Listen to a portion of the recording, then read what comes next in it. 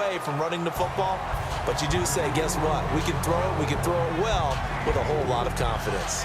We always like to talk about defense in terms of levels. First level defensive line, second level linebackers, third level defensive backs.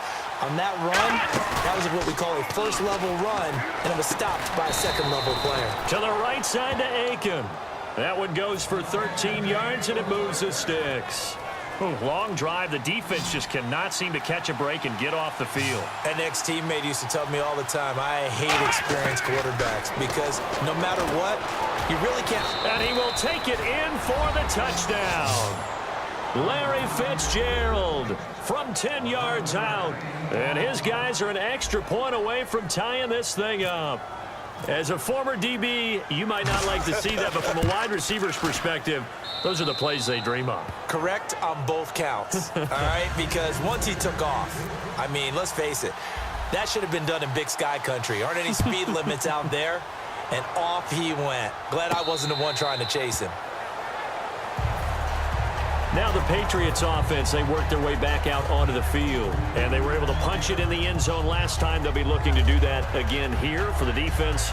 Obviously, they'll be looking to stop them from punching it back in the end zone. It always is punch, counter punch, isn't it? And which team has the advantage? Well, let's just go back. Last time on offense, they rolled downfield, got into a good rhythm. You can see a little more bounce in and out of the huddle. You can see the sideline really get into the game. So defensively, you're thinking to yourself, how do we take that away from them? How do we get the advantage back? Let's see what they come up with. I think pressure is always the first way to go. You love pressure. I love it. We'll see if they dial it up this drive. Now Brady into heavy traffic, and it's intercepted. It's the former Seahawk, Earl Thomas, and his guys will take over at their own 44-yard line. Now this offense ready to head back out there. And now we're circling here around the 2-minute warning. This is a setup play, trying to get one last one in before the clock warning. On 1st and 10, McNair flushed out right. A minute 57 to go in this first half. Back to Foxborough after this. Second down here after the incomplete pass. They'll run it now out of the gun.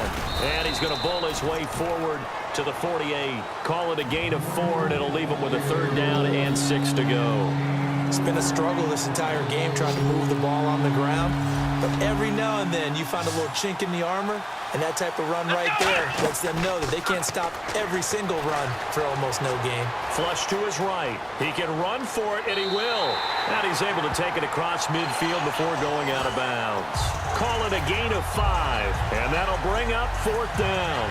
And, partner, I would guess that in his headset he was hearing from his coach, it's 3rd down, don't take a sack. And in this case, he's able to avoid the pressure and get out of there. He doesn't get the 1st down, but he does turn a possible loss into positive yardage. It'll be a pickup of only a yard, and they're able to convert here on 4th and inches. And this is a spot where you have your offense stay out there to get those few inches. It's too long for a field goal. It's not worth punting. So this is the right decision as far as I'm concerned. And they wind up picking up the 1st down. Nowhere to escape, and he goes down. Now hold everything here. We're going to get a timeout by the offense. It's just their first, so they'll have 2 remaining here before we get to halftime.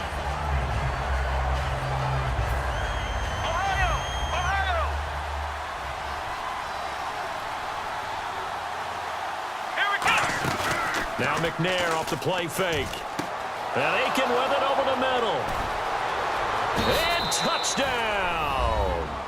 Kamar Aiken, 52 yards. And his guys have taken the lead. As a fan, is there anything prettier than a well-executed post route? No, it's a thing of beauty, especially when it's done like that for a touchdown. The throw, the catch, and how about the run after to get it to the end zone? Set now to kick this one away, and off it goes. This is fielded at the goal line. Now a hit and a loose football. And they are going to take over right there at the 22-yard line. Now this offensive unit ready to see what they can do here. And careless with a football there on the kick return. And one thing I love about going to practices is trying to get around coaches and hear their catchphrases and what they really emphasize. We haven't been to a single one yet this year where a guy fielding a kick, you don't hear, tuck it away, tuck it away, tuck it away. And this time, they turned it over. Ball security eluded him.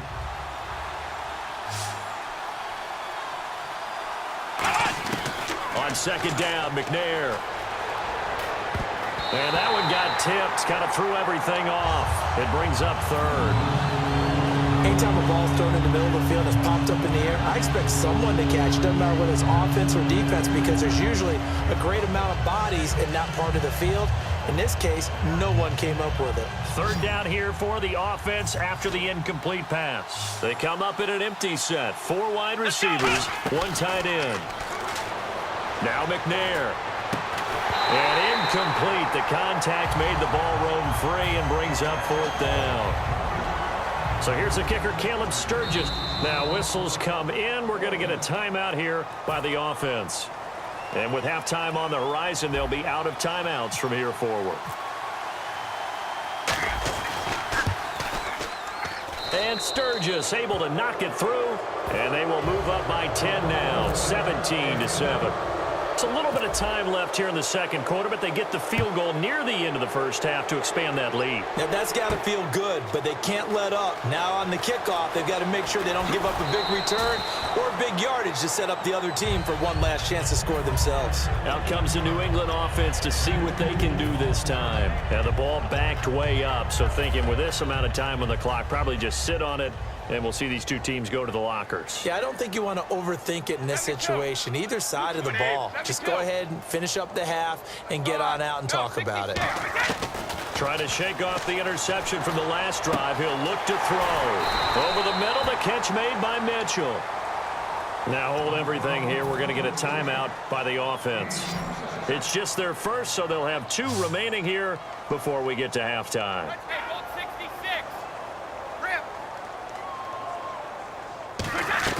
They go play action here on first down. Looking deep downfield. And that is incomplete. 2 seconds left on the clock. And when all else fails as a defender, when you're not there in the coverage, your best friend is exactly what we saw there. A big play shot taken by the offense. Unfortunately, it ended in a big drop.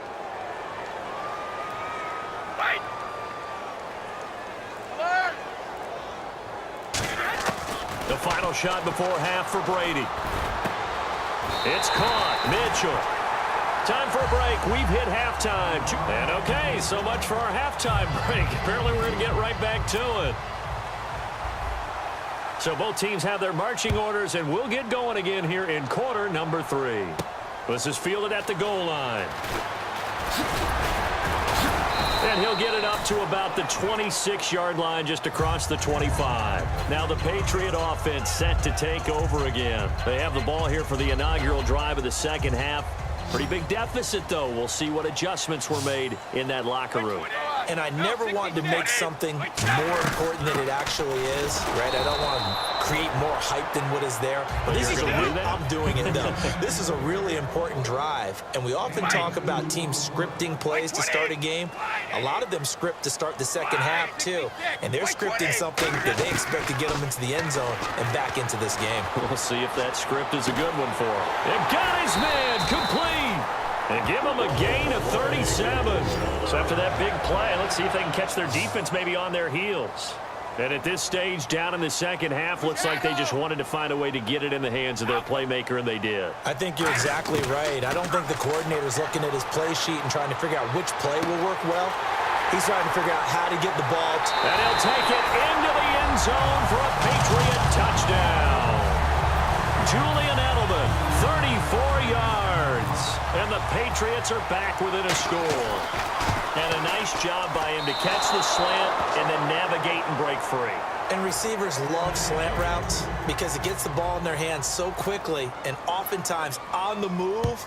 And when they're on the move like that, then they get to use their best asset, which is usually their speed. And their speed sometimes, like this instance.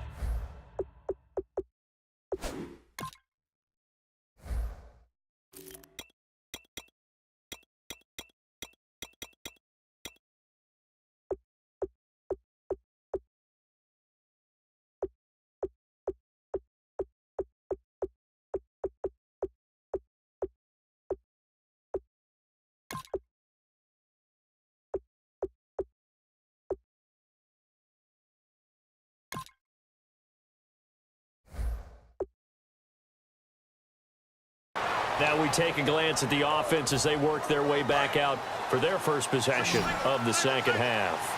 And last time they got 3 points, but it was a chip shot field goal. And when you go to the sideline after a chip shot field goal, maybe the offense not too happy. It's a balancing act, isn't it? Because you're exactly right. They're none too pleased that they didn't punch it in for 6 points. But they also have to remember they did put points on the board. 3 points is 3 points. And in this league, you take points when you can get them. Not easily done. McNair, catch left side here by Aiken. And they'll get 9 there as that sets them up better for third down. In so many ways, throwing the hitch route is actually one of the safer things an offense can do. Get the ball out to the receiver as fast as possible, hope he's got man-to-man coverage, and hope that his athleticism wins on the perimeter. They'll go with a keeper. They only get 2 there, but on 3rd and 1, that's all they needed to keep the drive going. And when all you want to do is keep your drive going, quarterback sneak's a great call, isn't it? Pick it up, get a new set of downs. And on 3rd down, usually you think 4th down quarterback sneak. There, though, it worked on 3rd. This one brought in by Aiken. And able to get this one across the 45 before he's brought down. It's a gain of 11 yards that time, and it produces a new set of downs. And a good quarterback facing zone coverage. If he has just a little bit of time to survey the scene, that's what's going to happen. No doubt about it. If there's no pressure, he's going to continue to pick them apart because he'll have all that time to find someone open downfield. You can only cover for so long. So maybe they want to go to a zone blitz scheme, get a little bit more pressure. Remember when Carolina did that against Denver? They lost the game ultimately. They dropped the defensive end out, and he ended up with an interception in that game in Super Bowl 50. Maybe some sort of scheme like that to try and get more pressure at the passer. Let's go! Now McNair looking for a first down throw. And able to find Aiken complete. A good pickup there. 8 yards on the first down completion. 2nd down now after the pass completion. Flex round! Flex round! Come on! On 2nd down, McNair. And the hit jarred it loose. It's incomplete. Everything about that play tells you about today's NFL offenses and what they're asking out of running backs. You can't just be a guy who can run the football. You have to be able to catch it as well, and he didn't get that done on that play. To throw, McNair. And he finds his man, Kamar Aiken. And give him 5 yards there, and it's enough for the first. And that's understanding where the markers are because it's not just running to them. Because on the catch, you can actually be pushed back before the first down. It's getting past it and allowing that opportunity to drift back towards the first down line and still having picked it up. Really well run. And he is going to lose yardage here. It's a loss of a yard there, and now 2nd down. And a really long drive here, and it goes on and on. Let's go! Now McNair. And Aiken with it over the middle. And he'll be brought down inside the 20 at the 19. 5 yards on the pickup, and that'll bring up a 3rd down. Back now in Foxborough. And ready for 3rd and 6. Here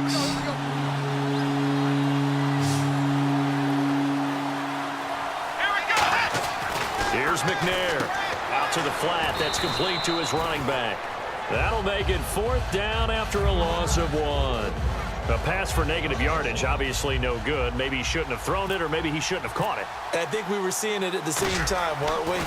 Maybe you let that one go, right? Because you can see the lost yardage about to develop.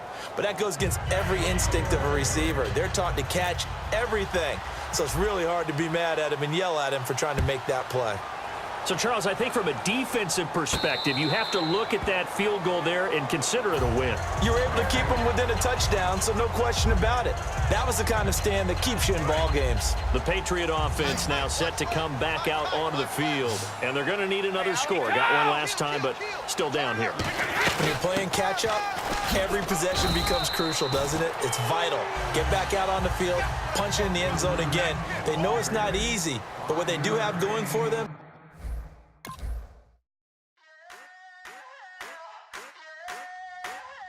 I wanna sip on brown.